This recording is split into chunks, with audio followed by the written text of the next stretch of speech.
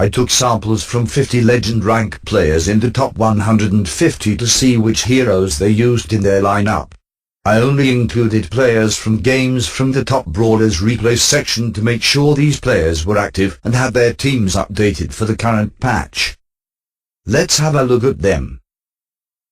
Merlin, Solar Strike, Tiny Shadow, Longsword and Hippie Reaper are the top 5 most picked heroes in the sample. Merlin stands out of this bunch because he is of master rarity, so you would expect less players to actually own him.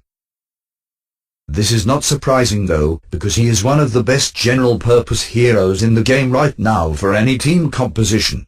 The impact that his ability has when he comes into play is massive, and the taunt is always useful for a substitute to further protect wounded allies. If you have Merlin, you should almost always put him into your main lineup. If you see him in arena, you should almost always pick him over any other hero. He is that good. Solar Strike and Tiny Shadow are the next most popular. These heroes are not only owned by every single player in the game, they are also not too bad in most lineups. Solar Strike is an efficient finisher, being able to reliably do 6 damage anytime he is substituted on. Tiny Shadow is more flexible as you can also use him in your opening lineup, has a bit more health and the potential to do 6 damage for multiple turns.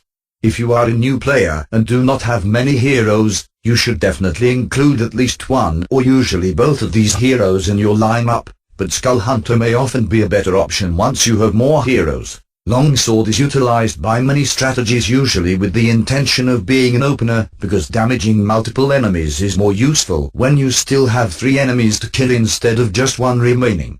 He works well with many heroes, but he seems to be most commonly used together with Candle in the opening, since it is usually hard to play around both their abilities at the same time. Hippie Reaper recently got buffed from 18 HP to 20 HP, and since then he has been used a lot more, and so has the hero he works best with, Bloodlock.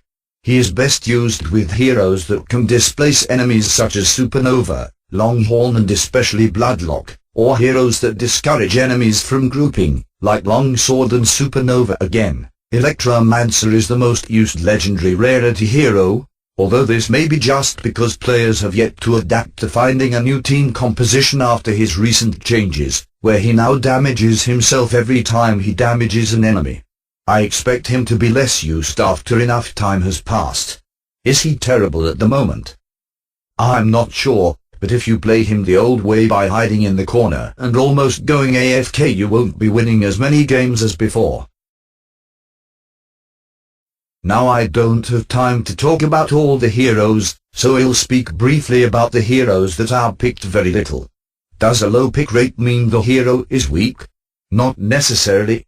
Some heroes such as Necromancer are only good in very specific strategies, so they won't be picked very often.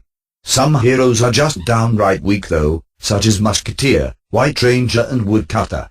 You should try to avoid having them in your roster, where possible, though I will admit I am guilty of using Woodcutter on my first climb to Legend just because I didn't know who to put on my team. At the end of the day, these pick rates should only serve as a very rough guideline about which heroes are good and which heroes are not.